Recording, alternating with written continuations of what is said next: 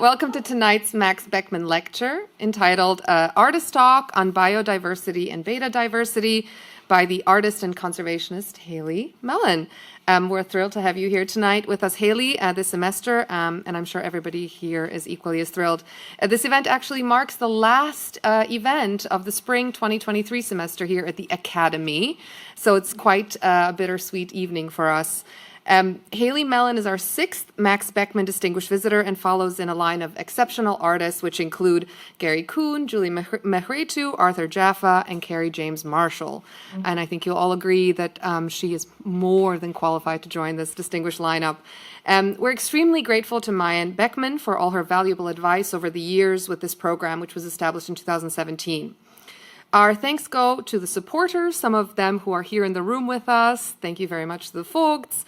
We have our trustee here as well, Mr. Giesen. Thank you very much. We're happy to have you. And we have other donors to this program who we're very, very grateful to.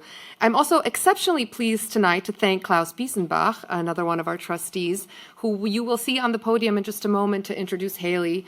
He's a friend of the Academy, he's a friend of Haley's, and actually Haley is the first shared visitor, so she is also the Beckmann Fellow at the Neue Nationalgalerie, where Klaus Biesenbach is the director, of course, as I'm sure you all know him. So we're really grateful for that collaboration, and of course hope to continue it in the future as well. As I'm sure you all know, Klaus is the former director of the Museum of Contemporary Art in Los Angeles and chief curator at MoMA in New York, as well as the director of MoMA PS1. He's also the founder of the Berlin Biennale and curated its very first exhibition, and is the founding director of the KW Institute for Contemporary Art in Berlin. So we can't get much better than that, I'm afraid. Thank you for being here tonight, Klaus, and thank you for the support of this institution in general. In a moment, I'd like to invite you to join us up on the podium, but before that, I'll just say a few words for the format of the event tonight. After Klaus's introductory remarks, Haley will come up and present for about 30 minutes, and then they will both join us on stage for a discussion followed by an audience Q&A. And at that time, we hope you already start preparing your questions as you listen to Haley and the two of them chat on stage, because we hope to really have a dynamic discussion here tonight. If you're joining us here on Zoom, please type your questions into the Q&A module. And if you're here, raise your hand at that time and a microphone will find you. And now, without further ado, Klaus, the floor is yours.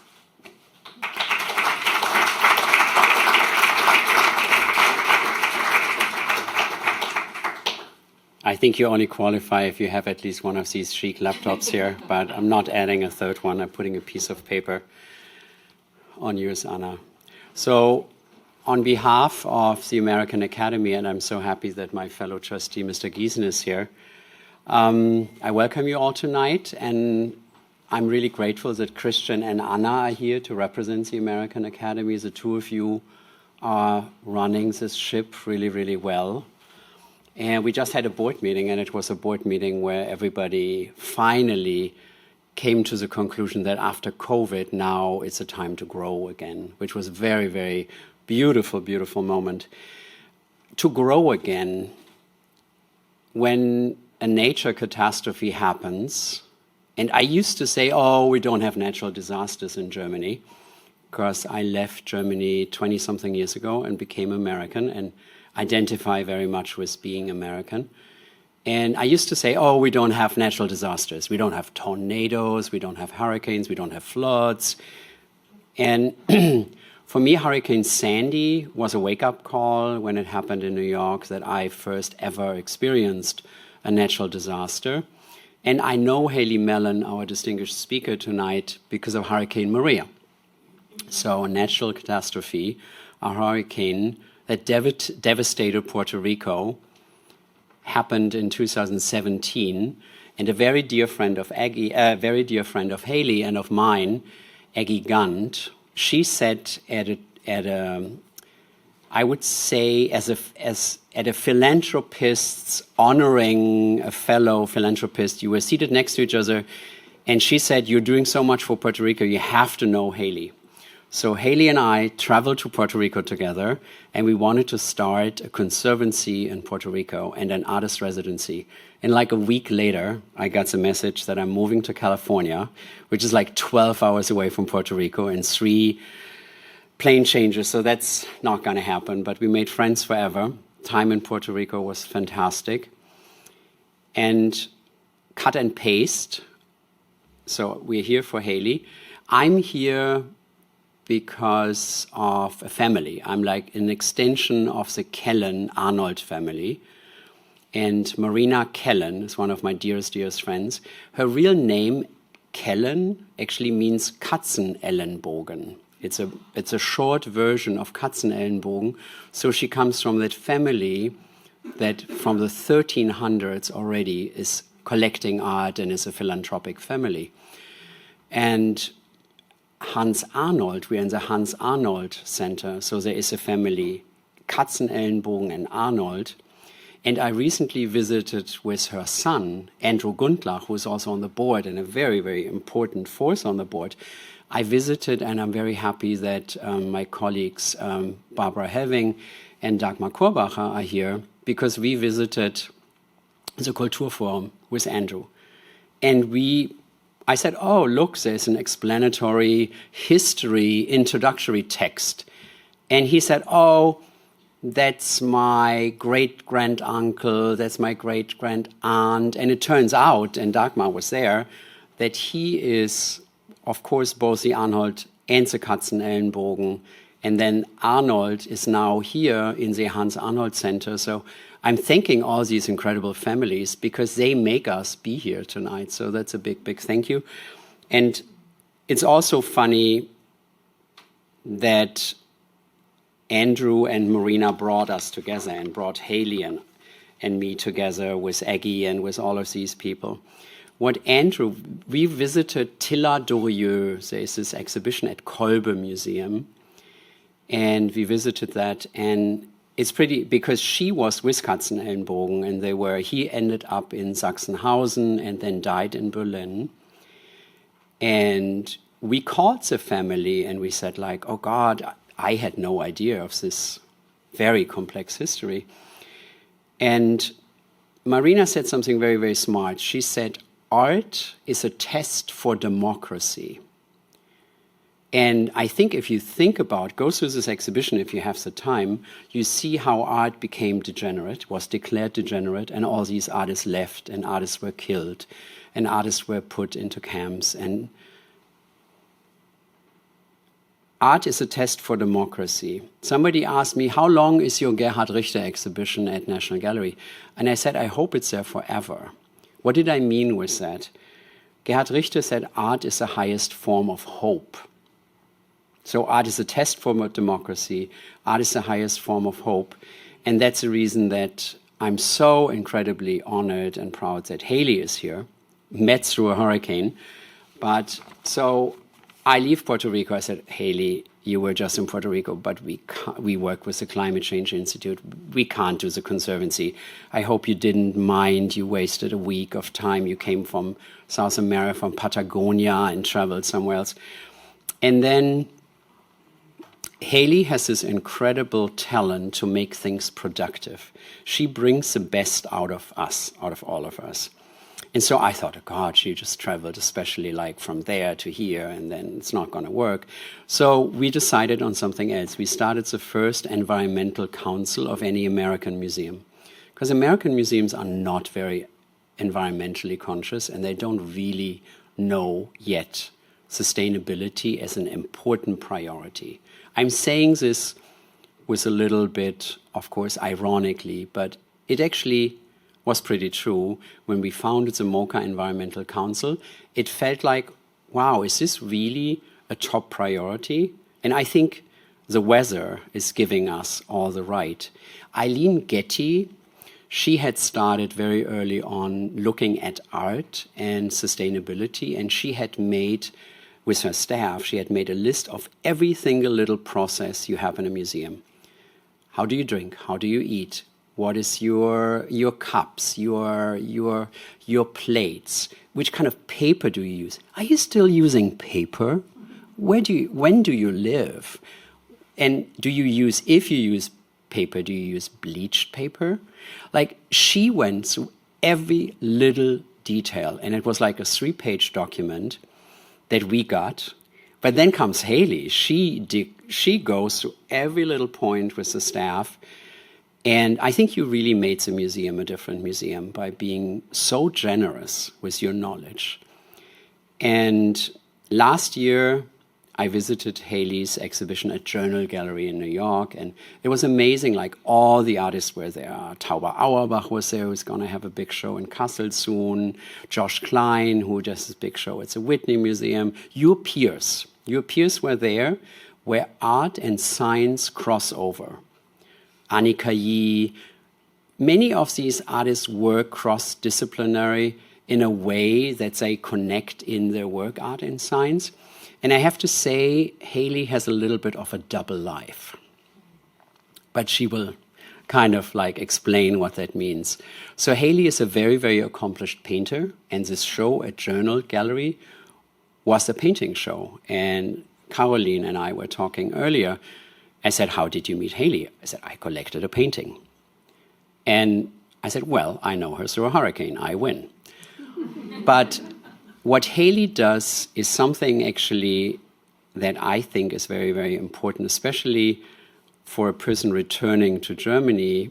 Germany is one of the countries where the Green Party became very important early on, where one of the groundbreaking artists like Joseph Beuys declared art has to be political, art has to be ecological, and art has to be performative. What Haley does, he also declared that art has to be looked at in a much larger point of view. Creativity has to be looked at in a much larger point of view. What Haley does is that she turned inches into acres, and her practice I would call environmental practice. And I see a line from artists like Meg Webster, from Agnes Dennis and Joseph Beuys, leading directly to you, Haley. And it's a big honor that we will all learn from you directly. The first combined Neue Nationalgalerie and American Academy Fellow. So I'm really, really excited to have you now explain to us a little bit more of your double life. I'm very honored. Thank you.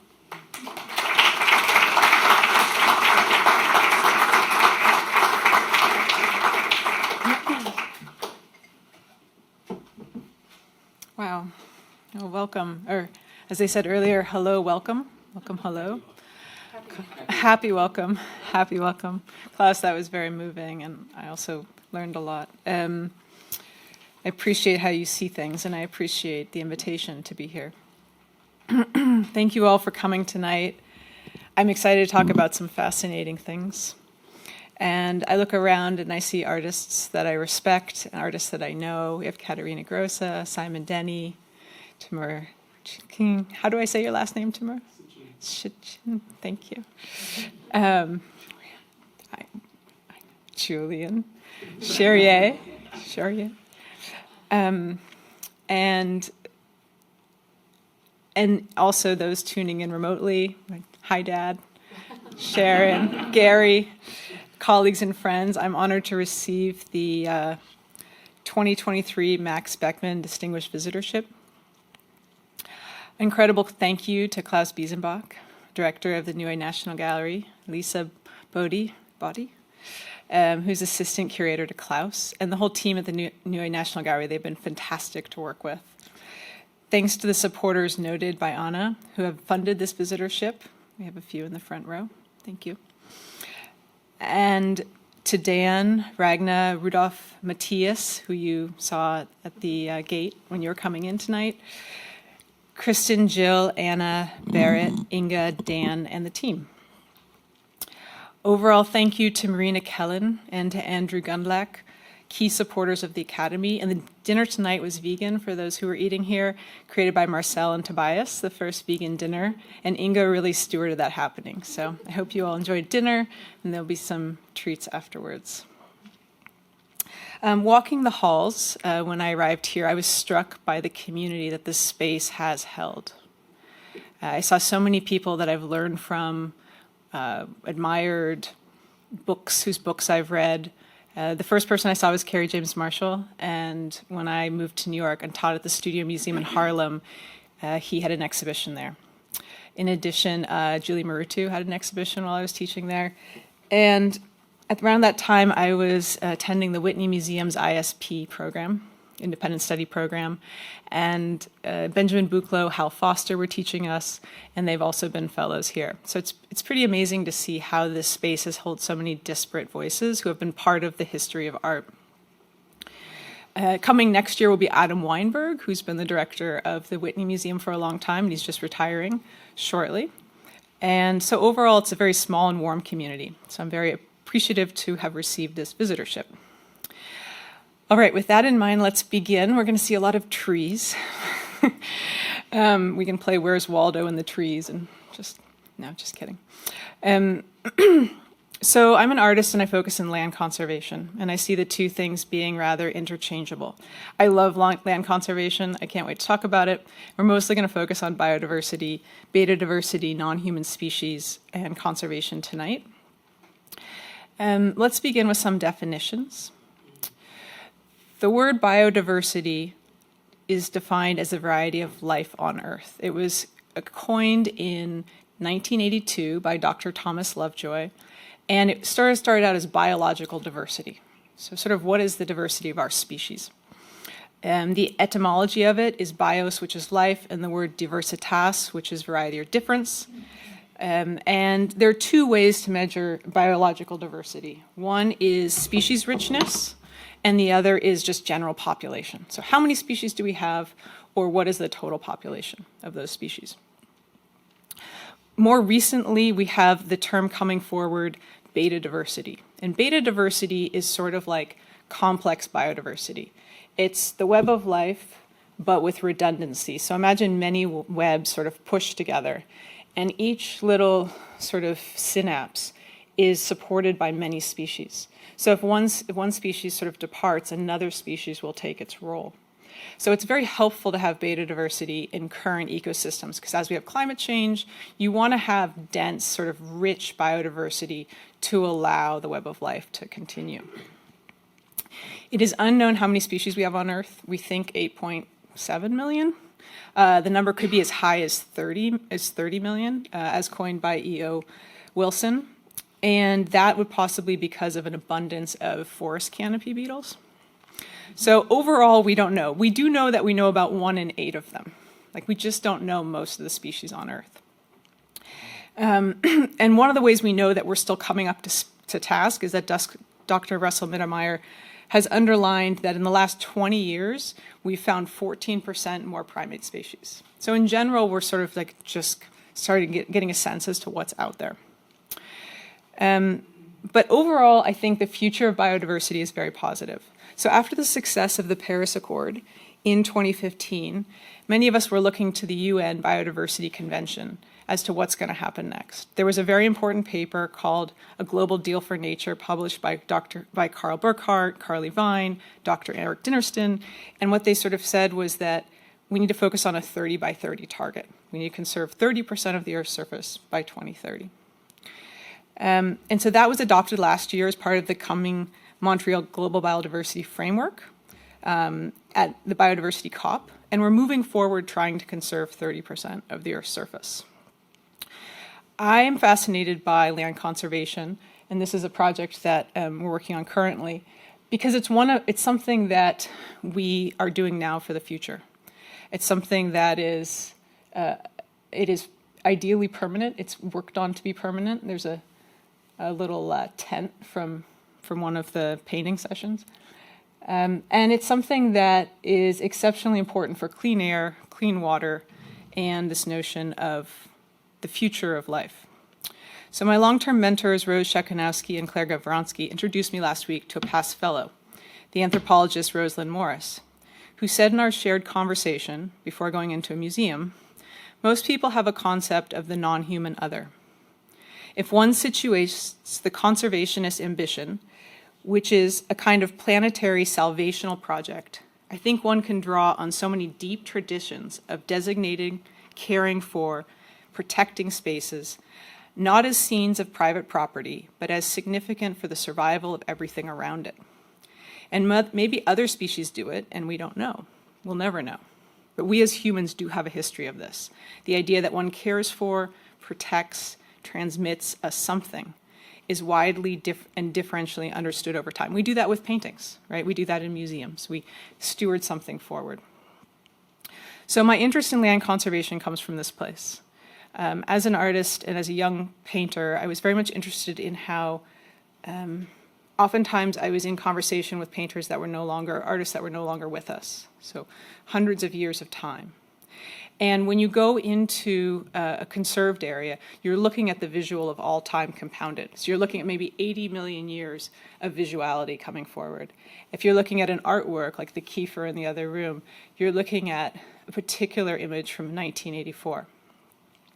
So as a young person, I was just really excited about this notion of legacy, about the fact that you can do something now that can move forward in time, and that when we're no longer here, something else can interact from it, learn from it, grow from it.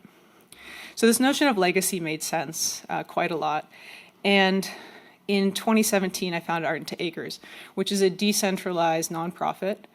There is no staff, it's volunteer-oriented, and it works with key artists who would like to engage with land conservation. One artwork usually conserves one place. And as Klaus said, inches turn into hectares because we have a value differential. So there's some artists in the room here tonight that have worked on this, Julian, Simon, the collector, Carolyn Streebrick. And this has been really exceptional in terms of how we can access a way to conserve land. So conservation begins with community.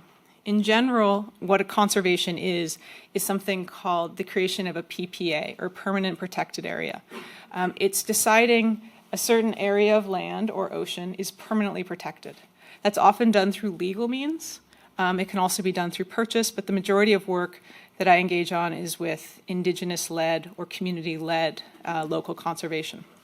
So it starts with community, and usually there's a timeline of about 10 years of research prior to the beginning of designation. Then there's 2 to 4 years of diligence, just making sure the project is ready. And this community-led process is exceptional because it's always different based on where it is in the world. So in general, with conservation, you're engaging the land tenure of the country you work in. And then there's usually 1 to 10 years of legal processes. So this would be the example of a community in a cloud forest in Guatemala. They do not write, and they had advocated for 15 years for their watershed to be protected. This is a forest that is 2,000 to 8,000 meters. It's about 10,000 hectares, and it's all limestone, and it gets 2 inches of rain a day. So you have this incredible series of about 4,500 vertical caves. So it's very dangerous to walk in because of this rainwater constantly etching these drops. And the land was being sold to logging companies, and they wanted to conserve this cloud forest. We only have 1% of global cloud forests still remaining, and they are the wettest type of forests that we have. They're really exceptional for biodiversity. This forest has 720 resident bird species. So really an exceptional place. In this engagement of conserving their land, they use their fingers to sign the documents. This would be another version of a similar document, also in Guatemala. But I think one of the things I'm trying to show by bringing forward a lot of papers, which you're going to see for a bit, is that one of the things that fascinates me about conservation is you do a lot of conversations, you work with a lot of papers, you send a lot of emails, but in the end, nothing's changed on the ground. So it ends up being that you can't see the work you did if you do it well. This is a bird study for that same forest, so just sort of studying what the biodiversity is. And historically, conservation was largely about conserving places because there hasn't been a lot of funding in the field at all. And more recently, we're starting to see that it's very important that we don't think about islands, but we think about how do things connect? Like what is the global conservation community like? How can we speak a global language, and how can countries work together in terms of creating conservation, migration, pathways? So this is the global safety net. This is current conserved dedicated areas. This would be with adding in high biodiversity areas and rare species sites. This would be adding in climate stabilization areas and intact wilderness areas. And then these are what is called ecoregions. So every one of those colors is a different type of biome in a way. It's sort of a different type of ecosystem. And we want to make sure, as we look forward into biodiversity conservation, that we try to preserve as many species as possible and therefore as many different types of ecoregions. So how do we connect them together has been a question. This is called the global safety net, which is an aim to reverse biodiversity loss through creating migration corridors. So to date, the Art into Acres work has supported 33 million acres, or around 11 million hectares of terrestrial land. And as we move forward, I've been really focusing on connectivity of areas. So in general, the land conservation tends to expand pre-conserved areas or connect with a synapse to areas that have already been conserved. Now, a lot of this land is very remote, and very little of it has people living on it. But where there are folks living on the land, it is exceptionally key because they are stewards to their own landscapes, and they, in all cases, have brought the conservation request forward. So here's more mapping, which has been getting a lot better in the last few years as to where biodiversity is, but we still are learning quite a lot. And this is a paper that I completed with a few authors in ASU, and it was published in 2021, looking at conservation planning optimization. So where do we conserve and why, and how can we improve our understanding as to future conservation approaches.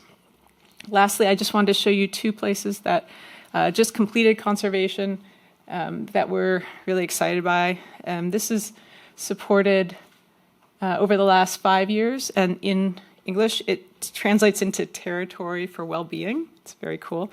And it was focused on, it's around 3.2 million acres. It's right on the edge of Ecuador and Peru. And the people living there have been stewarding the landscape for about 10,000 years. In that 3.2 million acres, it's estimated that there's about 7,000 individuals. Another location is the Yavari Tapiche, which is right on the edge of Brazil. So one of the great things about large-scale land conservation is it can also stop roads. So in this case, otherwise a road would be coming right through Brazil into Peru. But usually roads bring development and conversion to use. And so this was a key location. One of the things that I work on quite a lot is actual languages. So there's quite a lot of languages in remote areas that are spoken nowhere else in the world. And in this particular location, you have around 450 individuals that have never, that are quote unquote like involuntary isolation. So they've never been in a modern situation. And because of that, this location has Peru's highest level of conservation. So it's called an indigenous conserved area. It's layered over a national park.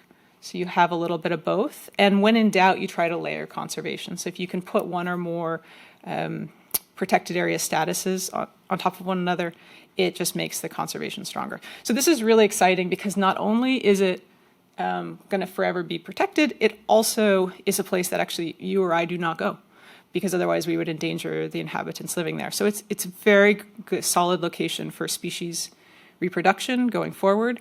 And in general, the core areas of conservation that we've been working on have to do with reproduction zones.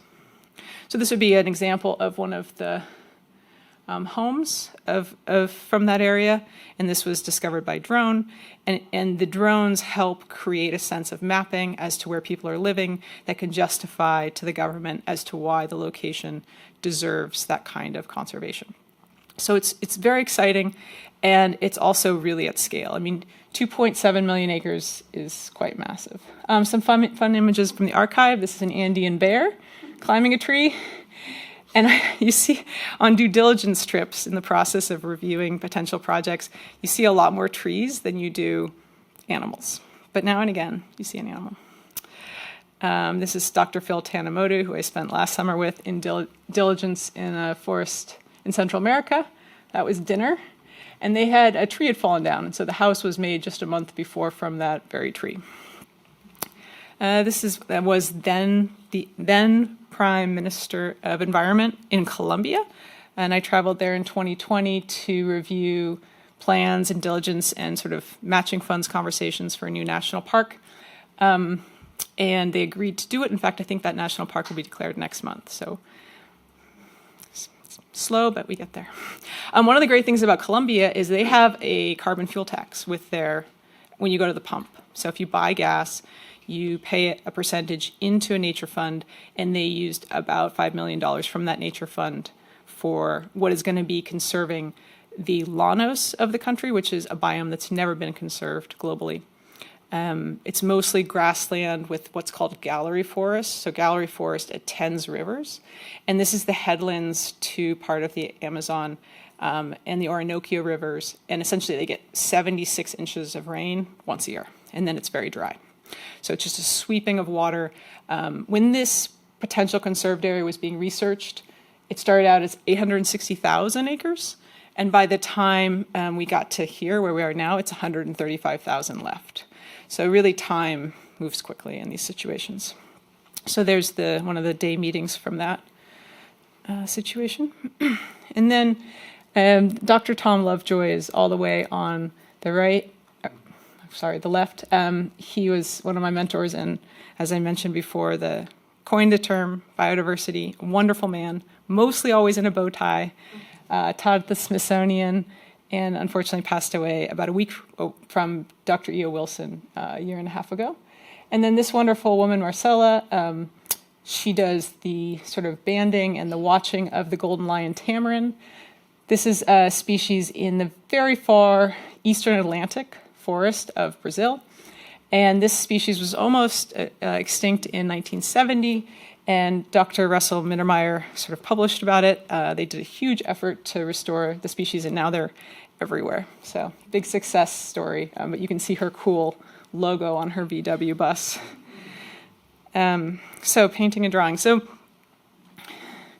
I do think that conservation and the conservation work is a part of my artwork, my artistic practice. Maybe it's a sort of invisible drawing. I find it very interesting, and I find it a great way to spend time with colleagues and people I respect. And more recently, I wanted to be painting and drawing more. And so I talked to a colleague, Lily Kimmel, and I said, maybe I should go and work in the forests that we're conserving. Is that weird? And she said, well, just go, and if everything looks really bad, just don't show anyone. And I was like, I'd probably show them anyway.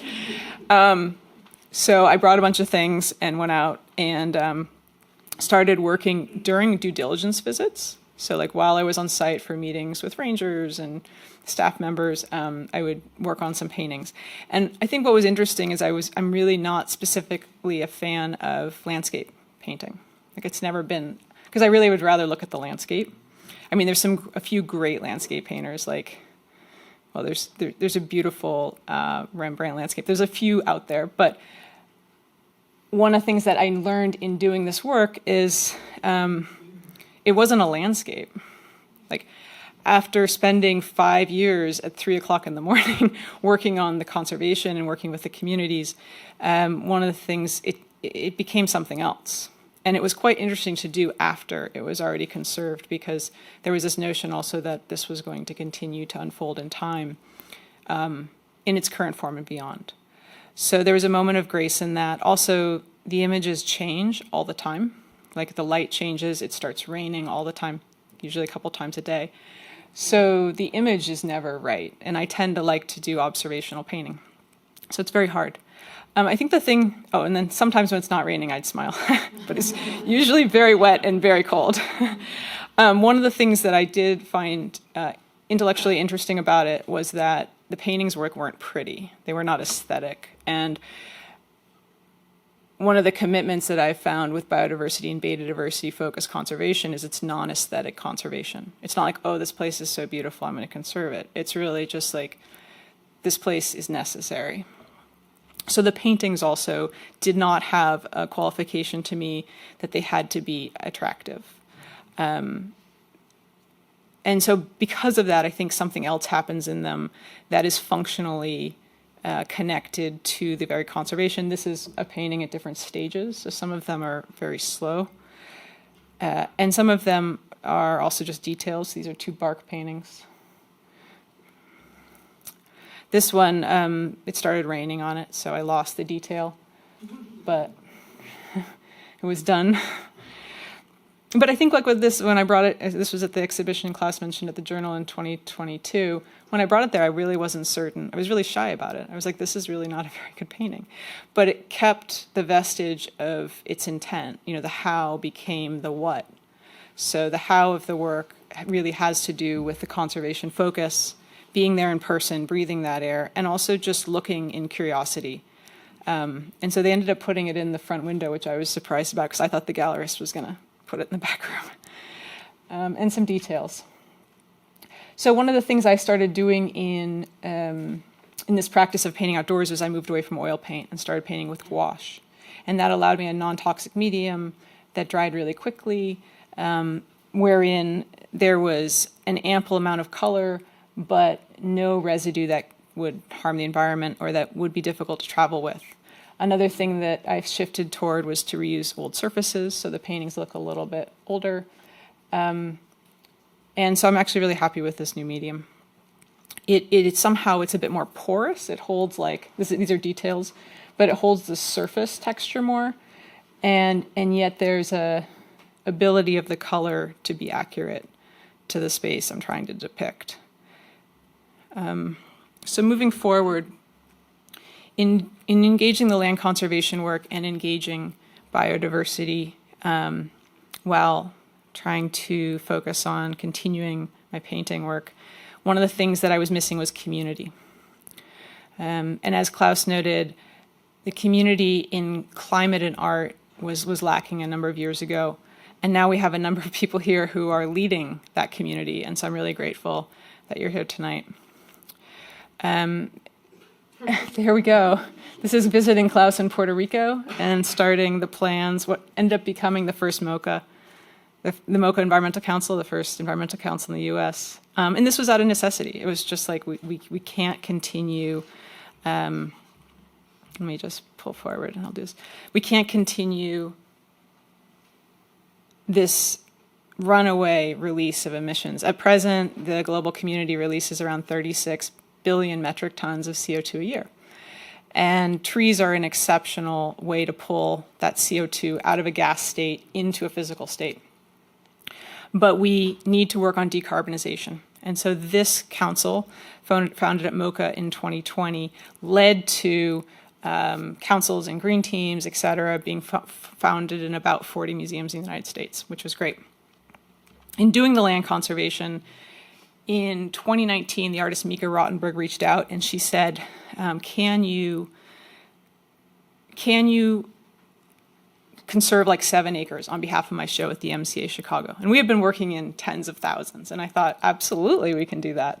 So we put it on the line item as a line item on her budget under, between curatorial travel and walls. It said like 7 acres of land. And it got me thinking about institutional engagements. It got me thinking about community and us trying to be together and work together. So following that, the Guggenheim reached out and they said, can you calculate the carbon emissions of our current exhibition? And so that led to activities on my behalf of doing pro bono carbon emission calculations for museums. So this was the first in Germany. It was the Kunstmuseum in Bonn. First show in 2022, closed. Caroline Striebeck in the front row oversaw the support of that. And what was interesting about this calculation is it allowed us to see really where the exhibition was carbon thick and then work on reductions. So the goal with carbon emissions calculations is just see how much you're producing, reduce it by at least 50%, and then do a strategic climate fund donation for the remaining. So as you can see here, the exhibition was very low on shipping. It was 1.15 metric tons, as it was low on travel and flights. And the one thing we could really focus on was energy, and the museum had shifted to green and renewable energy. So engaging a community became important just so there was more of us building capacity. We have Caitlin here from Key Culture, which supports museums in becoming more sustainable. And MoCA did the first pilot grant with Key Culture, and it's just been an incredible resource. I co-founded Art and Climate Action, which is in the Bay Area. Hi, Sammy. Hi, Art and Climate Action. And this is working in the West Coast with arts professionals responding to the climate crisis. Co-founded Artists Commit, which is artists moving forward in action of the climate crisis. And then co-founded GCC in LA and New York, which is an exceptional resource for a global engagement toward decarbonization. So I recommend you looking at these websites more. Art to Acres also fiscally sponsors a number of these organizations, and barter.art, which is launching in Berlin this week. And barter allows you to post material to offload, source material, essentially just to trade art stuff for free. So it's so what you're seeing here is in 2 years, really, since COVID started, the art community becoming more effective in its climate awareness. This is the Art to Acres website with the most recent conserved area. And then PACT is something that we created to bring all of these different organizations together under the same climate targets moving forward. These are folks working. So this is sort of how our days look, trying to build this in the space of contemporary art as a community. And then some different teams. We have the Tiger Foundation, which is now funding the carbon calculations internationally. And then For Freedoms, which is Hank Willis Thomas's nonprofit, which works on getting the word out through billboards, through different sort of communications campaigns. Since arriving here in this joint residency, I've been working with the team at the New Way National Gallery on the sustainability of the museum itself. And these meetings are so exceptionally inspiring and heartwarming because people have great ideas and then we work to make them real. Here's some of the team meetings the last couple. And then we had a wonderful workshop with a range of directors and artists. We have Katarina's right there, Olafur, Dirk Messner from the German Environmental Authority. And this is really just to say that it starts with us every day at home. So here we have, and then we have Tino Segal, there he is. Where's Simon Denny? Right up there. So very positive. This is our dinner earlier tonight. And the goal is really for us, climate and biodiversity are hand in hand. As the planet gets warmer, it's going to affect our biodiversity. And so to be in service of biodiversity, one is in service of climate necessarily. And climate in general is an awareness concept. Like it's something that we need to be aware of. But it's not something we can see. We can see the destruction, but we can't actually see carbon dioxide emissions. We can't smell them either. So it's by talking about them, thinking about them, planning, that we're able to start to mitigate and decarbonize some of our actions. It's about conversations like this, like the one we're about to have with Klaus, that allows us to just think a little bit further. Tonight, Katarina was telling me about the changes she's making in her studio, just from the conversation we had last week.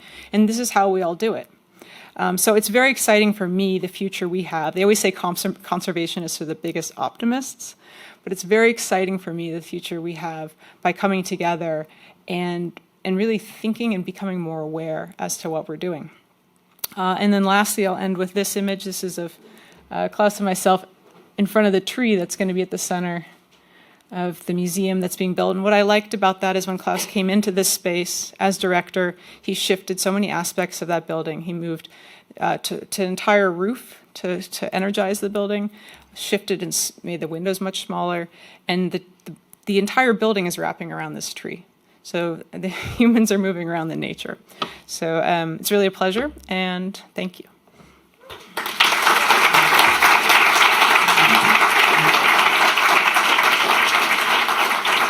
When I first got to know you a bit better, the word conservation, not so much in German, but there is painting conservation and there's land conservation. And it's literally the same word and it's the same.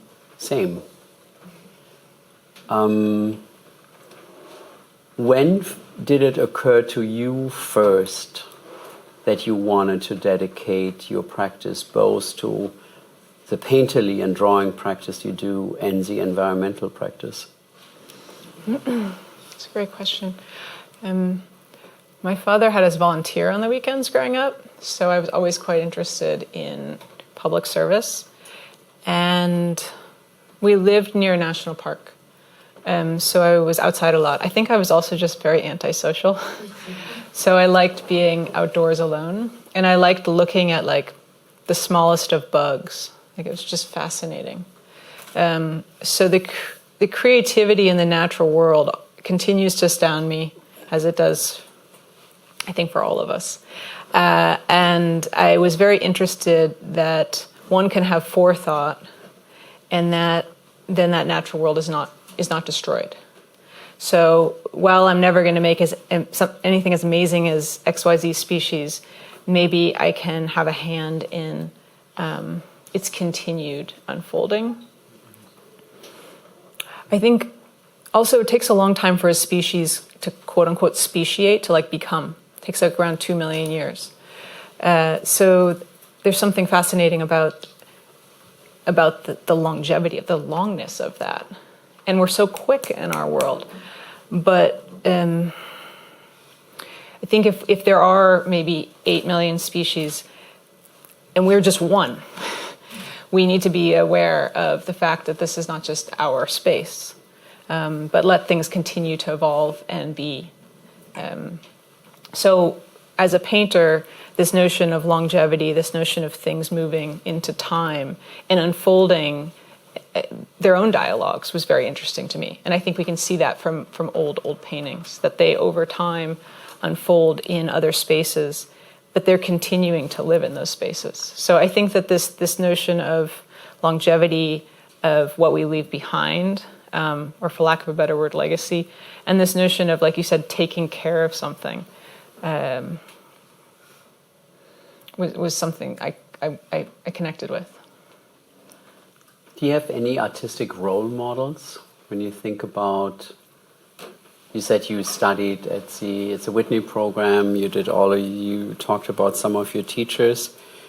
What were the role models that inspired you when you were, like, let's say, 15 years ago, a young artist thinking about? It's like the same ones everyone likes. I mean, Joseph Beuys was a big role model. And I know that he was a big part of the reason you moved into art. For those of you who don't know, Klaus's kindergarten teacher was a student of Joseph Beuys. Mm-hmm. And she would have him on in the background, or anyway, he'll tell that story. But it led to him moving into the field. I always liked like old paintings like Goya or El Greco. Like, I would literally sit and copy these paintings. I just thought it was magical that they could make something and then die, and that thing would still be with us. And then more recently, like Felix Gonzalez Torres was quite impactful during the Whitney program. And I'm intensely inspired by my contemporaries. Yeah. Say a bit about the GCC. So there's a Berlin chapter, which is going to be a non-for-profit institution. The constitutional meeting is actually this Thursday if you want to come to the museum, because we said, oh, well, Haley is here and it's great timing. Come over. So that's this Thursday at 6.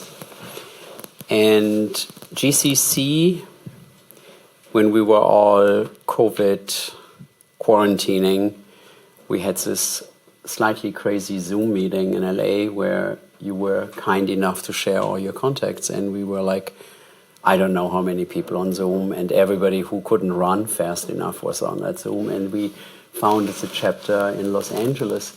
Say a little bit about GCC and how you see this being a resource and a tool, because it's both. Yeah. It's an instrument, but it's also an incredible, prosperous well we can all take from. Yeah, so the GCC stands for the Galway Climate Coalition. It was founded in the UK, and it's for everyone. It's for artists, and it's for people who are looking to like figure out their flight impact. How do you have better actions for your digital archive? Like, it's literally for everyone as a resource tool. They shorten it to GCC. And Art to Acres fiscally sponsors them, gives them like nonprofit status in the United States. And one of the things that's interesting about it is I showed a bunch of initiatives that have been unfolding. But GCC has really become the first to be truly global for resources for artists and galleries and museums. So you sign up and you become a member, and it really allows the members, like in mass, to go to shipping companies and say, hey, we want better crates, or we want ocean shipping, whatnot. And so it's sort of like in mass we demand a more sustainable art industry. So the chapter in Berlin is going to sort of have a celebration party at the Neue National Gallery on Thursday. And that will be the first sort of launch for its nonprofit. Perhaps I say a bit, because you're very generous, but you're also sometimes very modest. So I felt that in your presentation you often were saying numbers and showing maps, but you were not exactly expressing very clearly what your quote-unquote merits are. Art into Acres, if I understand correctly, because I helped a couple of initiatives in Puerto Rico after Hurricane Maria, because the strange thing is I always thought if a natural disaster happens, natural disaster kind of destroys buildings and bridges and dams and highways. And for me that was really aha, but really like a strong, confusing thing that nature destroys nature. A natural disaster is not just against civilization, it really destroys nature. It happened to me when Hurricane Sandy happened, that all the plants on the Rockaway Peninsula died because they had salt water, and a normal plant doesn't live in salt water. So they were all dead, all the trees were dead.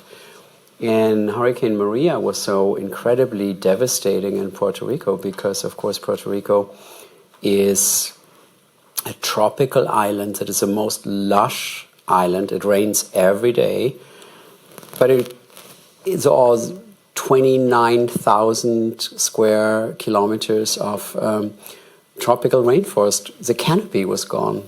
All the trees were cut off at half level of the tree stem. And for me, that was really, really interesting. And I thought, like, oh God, how does this ever? It's also really beautiful to see it regrow again.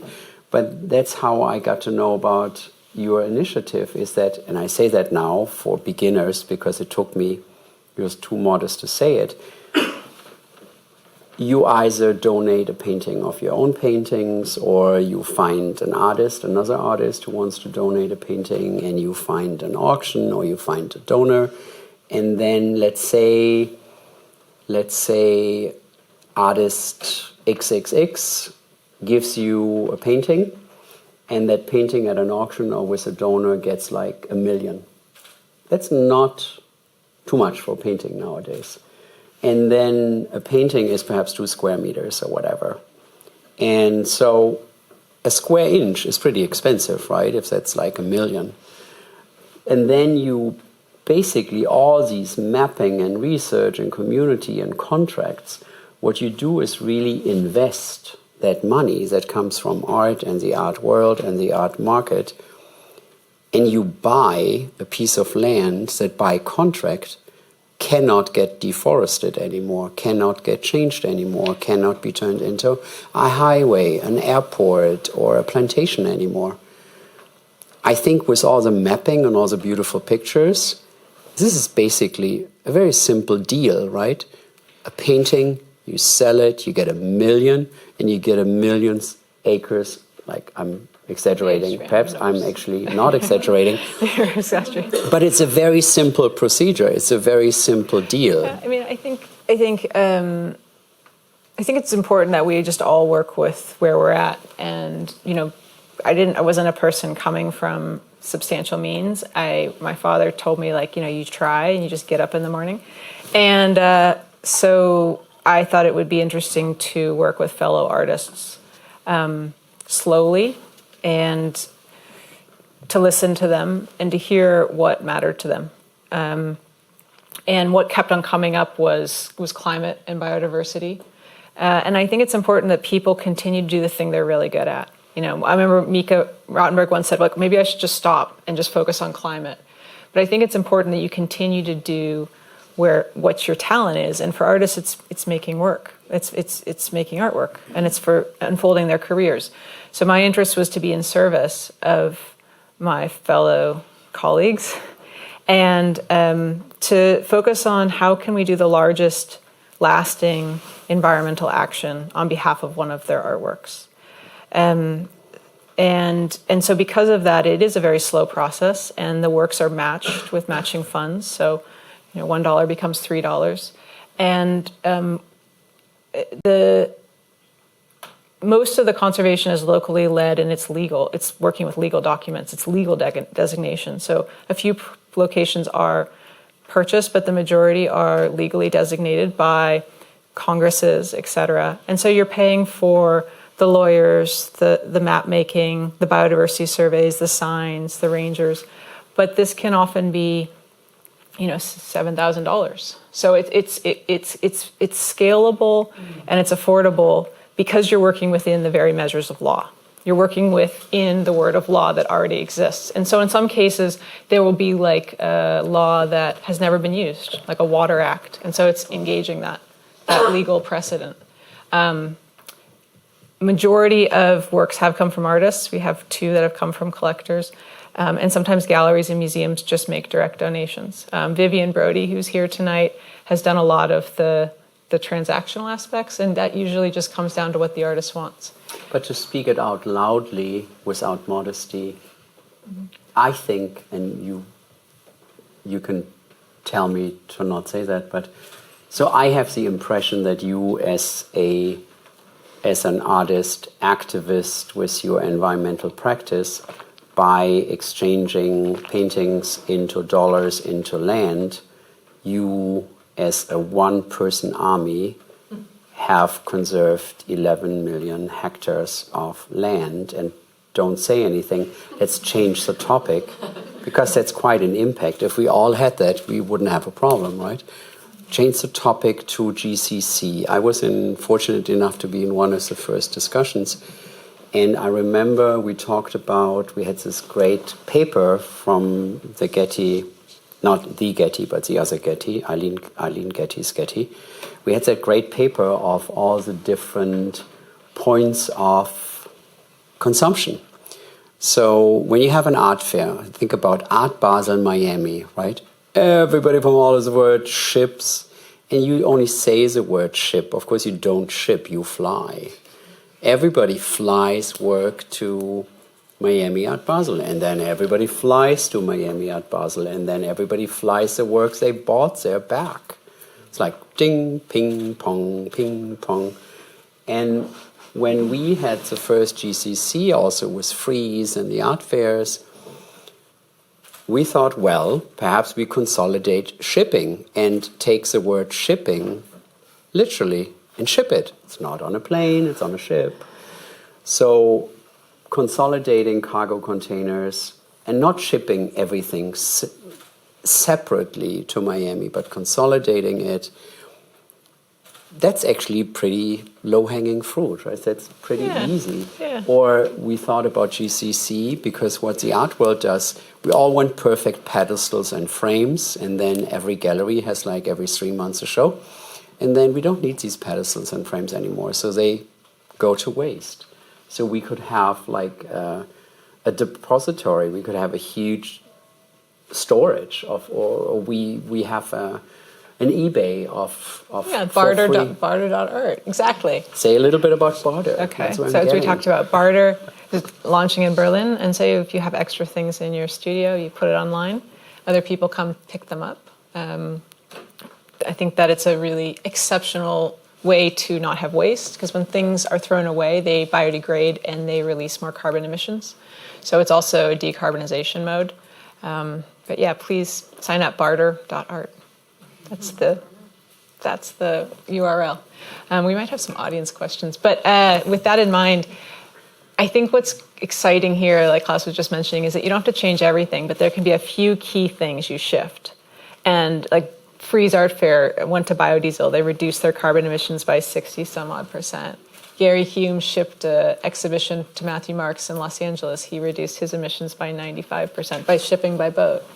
So it's exciting to make a change and shift something and then work with a colleague and then they do that. But, you know, we need to be halving our carbon emissions decade on decade. And still this decade we're going up. So it's actually quite literally a climate emergency. And trees are, again, our oldest technology and our most scalable technology for pulling CO2 out of the atmosphere. But we don't have, there's just too much. One last question before we open it to the audience. Are you hopeful?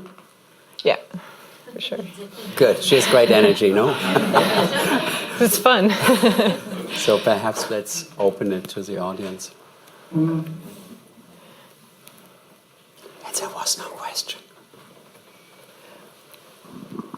Hello, thank you so much for that wonderful talk. I want to hear more about the kind of what the museums are doing around, kind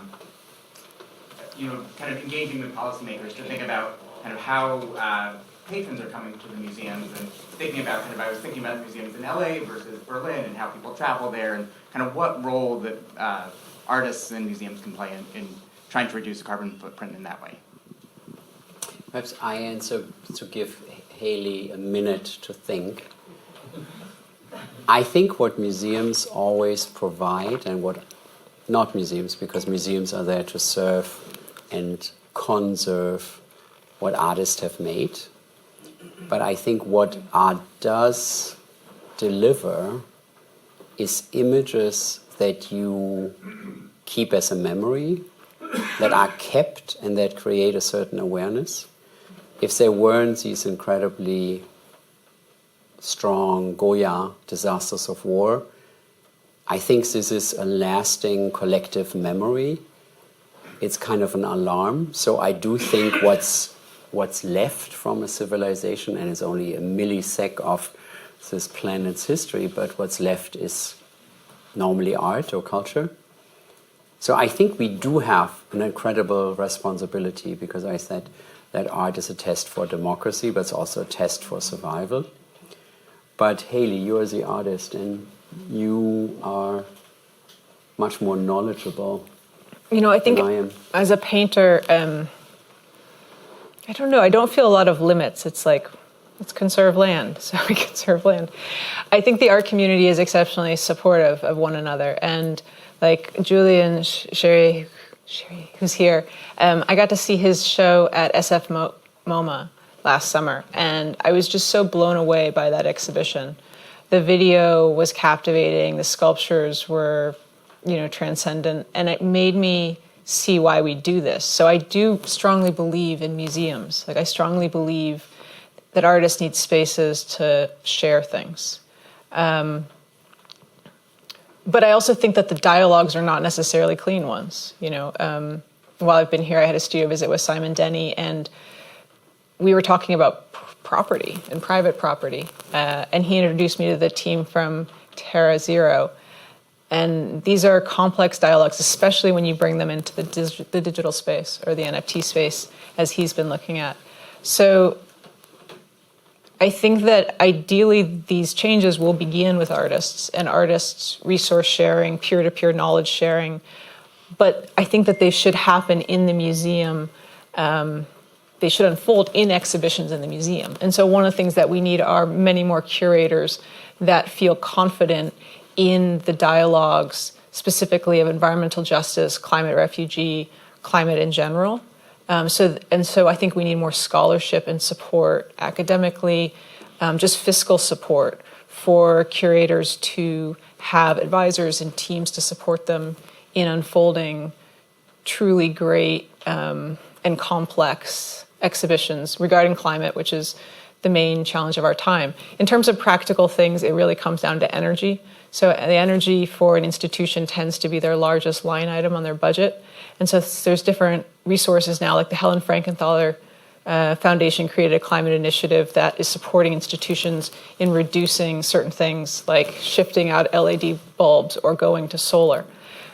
But in general, if you can reduce the emissions caused by energy in an institution, usually that's maybe 30 to 60%. For the carbon audit we did for MoCA, it was chilled water was the largest carbon emissions item, and that energy was 64% of the museum, just to cool the museum. And so that brings us to conversations that Tina Segal and Caitlin here with Key Cultures have been unfolding as to how do we decide what temperature the museum's supposed to be? Does it always have to be this very narrow bandwidth, or can artists start bringing some levity into this space and say, hey, I don't want my work in a climate controlled space, or for future conservators, my work can be at a wider range. So it really is a complex situation, but looking at energy is important. And then the two other factors are travel, just reducing travel, so going fewer trips and staying longer. And then shipping, trying to do ground shipping as much as possible. Also very practical.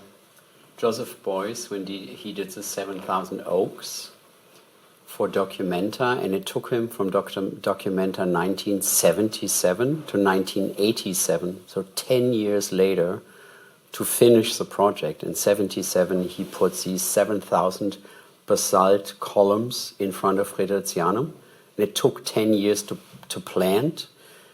And he said there was a very beautiful slogan, and I say it in German because it's actually a pun upon words. It said, Statt Verwaltung anstatt Verwaltung.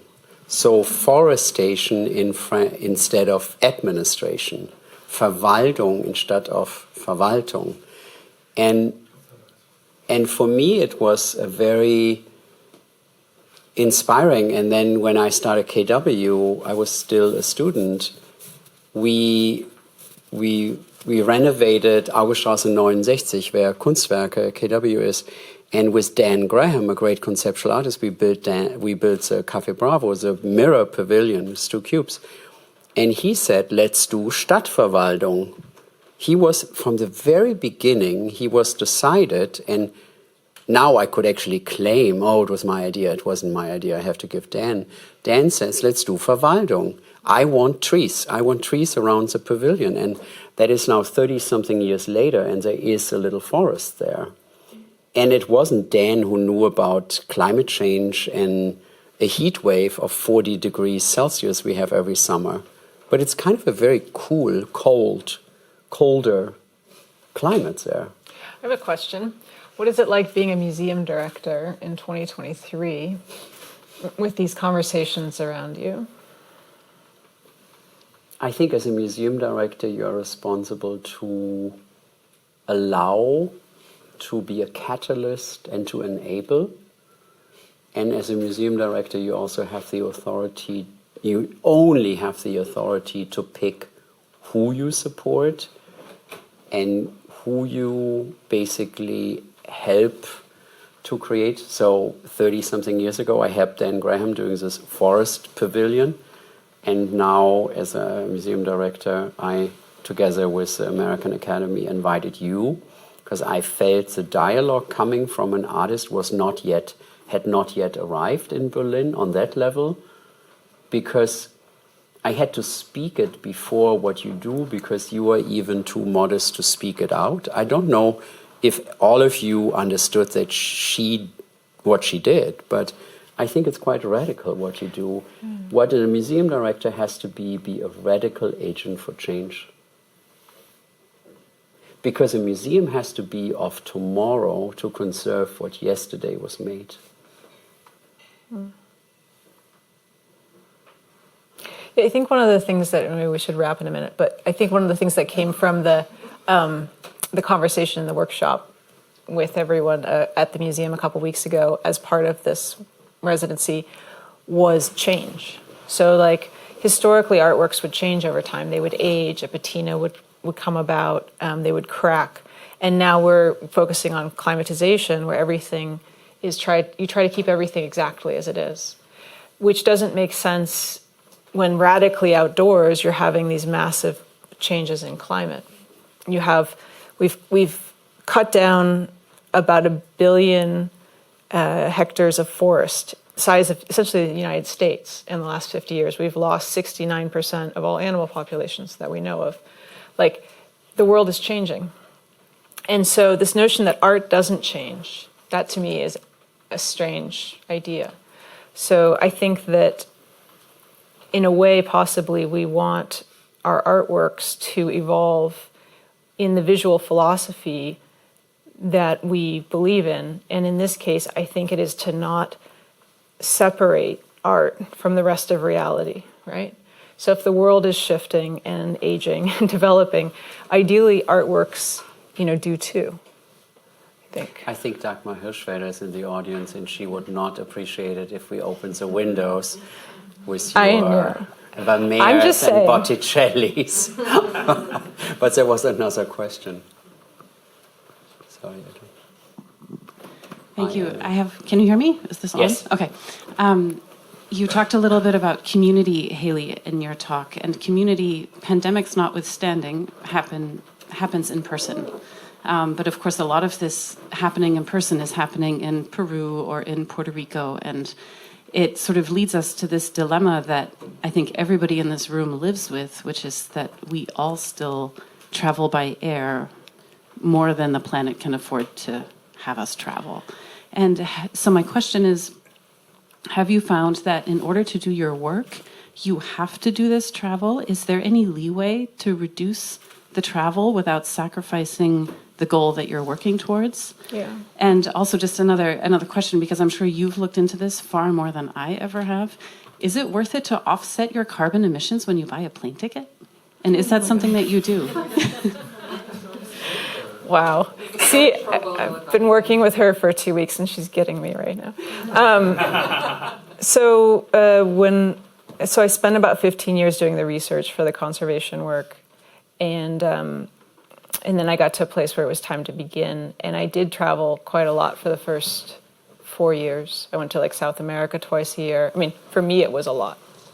And then I actually travel very little right now. Like coming to Berlin, I was like, I'm going to come and stay for as long as you'll let me, because I really do believe in having carbon budget.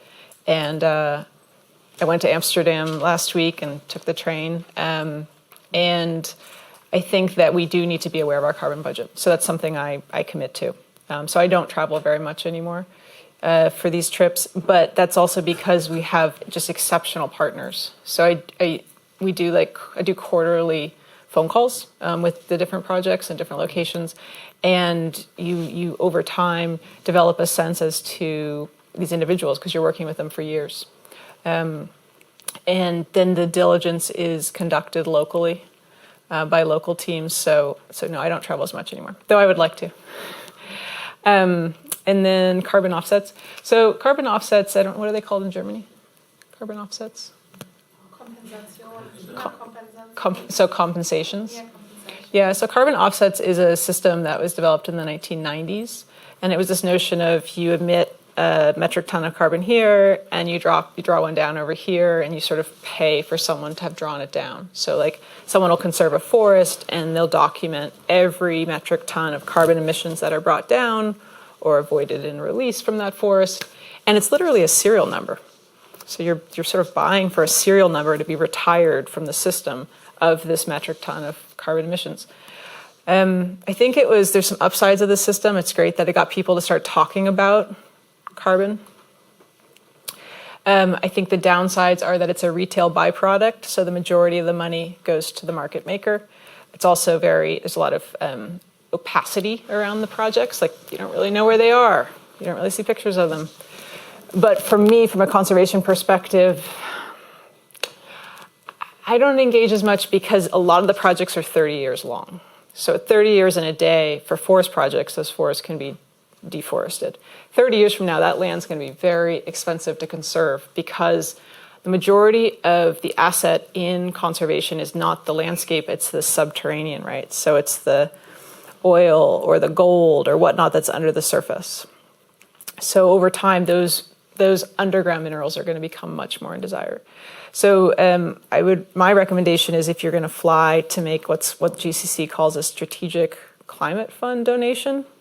So you're donating to a nonprofit rather than a for-profit entity, and you're like, we get them from Art to Acres. You can donate to Client Earth. There's a number of organizations that actually work on emissions, and then 100% of the money goes to the project. Art to Acres does not have overhead, thanks to Lily White Johnson. And yeah, so that's what I recommend, is making a donation to a carbon relevant organization. Okay, well, thank you. Oh, yes. Thanks to both of you for the presentation and the work and the conversation. It's tremendously inspiring and tremendously challenging. And I'm really fascinated by your use of, there's all sorts of vocabulary words that are hitting me in various ways. And one of them is just the word we. Sometimes when you say we, you're talking about the specific people that you're working with on a project. And sometimes that slips, or it's maybe always both, we on this planet, all of us. And there's not really a distinction between, the we that are trying to get something specific done and what the hell are we all doing? I really appreciate, I'm really impressed with, how do I say this in the other direction? My question is about who gets to be the we and who gets to make decisions and who has that authority. And one thing that I really appreciate is your insistence that it's all of us, and that you've kind of forged this path because of your determination to forge this path, not because you had a particular authority from the beginning. But I keep thinking along the way with various comments, when you said after Hurricane Maria, you were going to do something in Puerto Rico, but then you were in Los Angeles and this was too far away. And I sort of thought, well, who decides what's too far away? And when do we decide that this trip is too long or too short? And obviously we're all making these decisions all the time, and it's all of us. But there also seems to be this kind of presumption that we have to try to figure out there's some kind of asymptotic relationship where it becomes less useful. We have to do a few key things, was one of the lines, and to figure out what those key things are that can be done before it becomes impossible. How does anyone decide, and who gets to decide what those key things are? It's an impossible question, but I think that's what's floating around. When you talked about the role of a museum director, one might also say that the role of a museum director, or the measure of a museum director's success, is increasing foot traffic in the museum and increasing attendance figures. And that's one way that success is measured also. And that involves, I'm an art historian. I travel all the time to look at art in very faraway places. Not all the time, but I used to. And will again in some future happy time. When you're measuring the emissions of an exhibition, are you also measuring the emissions of the audiences that you want to build in order to bring? Are you deciding, where do we stop in this asymptotic structure? Why do we decide that we're going to ship instead of fly, and not simply decide not to go to Miami? Yeah, I want to answer, perhaps interject here, because community building, and I like that you use the word foot traffic. So I'd love to create more foot traffic to the museum and make the museum free, because it's one of the reasons that I consider worth living is community and learning together with and from and around art. Because during COVID, there was a time where I was quite depressed. Perhaps some of you can relate, but in the beginning I was quite depressed. And I thought, oh, the best thing for climate change would be not to live. And I think, because I remember there were images of dolphins in rivers, and birds came back, and foxes in New York. And I thought the best thing is not to live. But if you are I do have an incredible modernist utopian trust that somehow we are not like in that movie, Don't Look Up. Somehow people like Haley and then other people will get us through that. Because otherwise, I should have better in the first months of COVID done what I thought would be the best for my carbon footprint. But I haven't. And I haven't because I have a love for art and people and community. And yeah, I'm still here. Sorry, that's a little bit of a strange answer.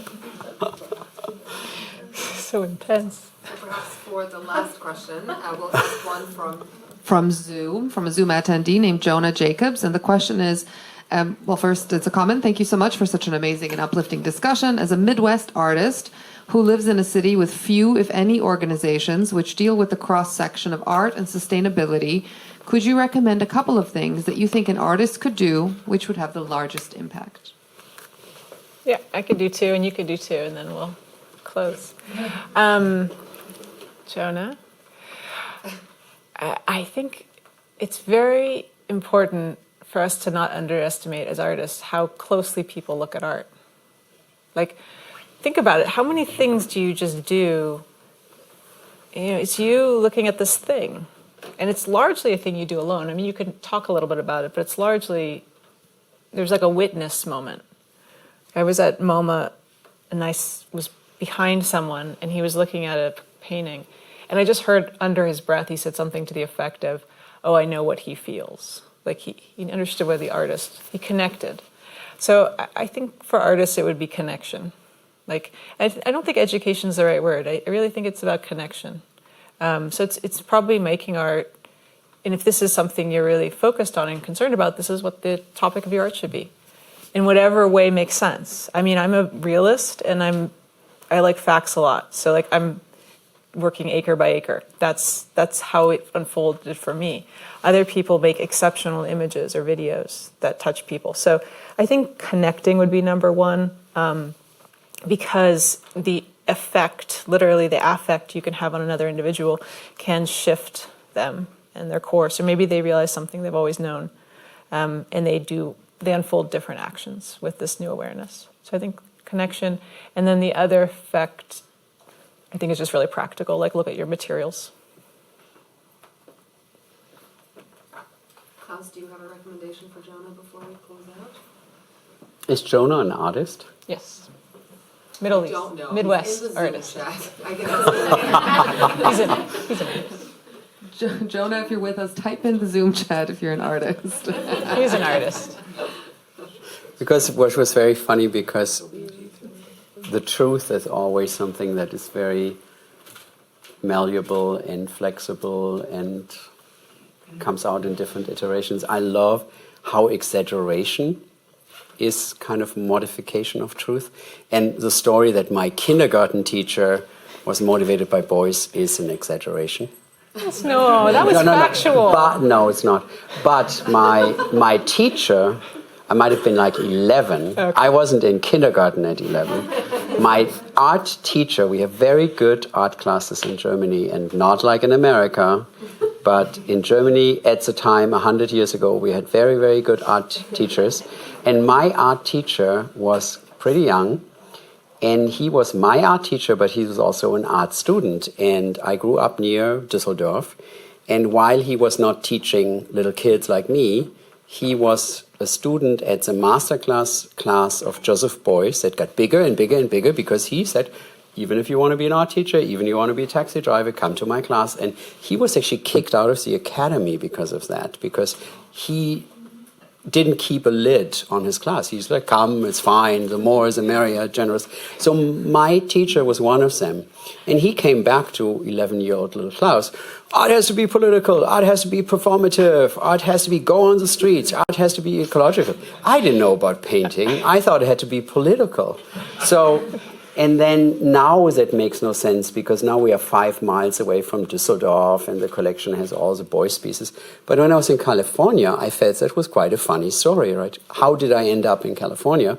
Because my art teacher was so hungry that he wanted to learn and be with Joseph Beuys. And So that's Jonah's answer, that an artist can have a crazy impact that a kid, me then, ends up 30 years later in California in a completely different job because I wanted to be a doctor, but it didn't get out of my system. So don't underestimate art. That's a long winding brr.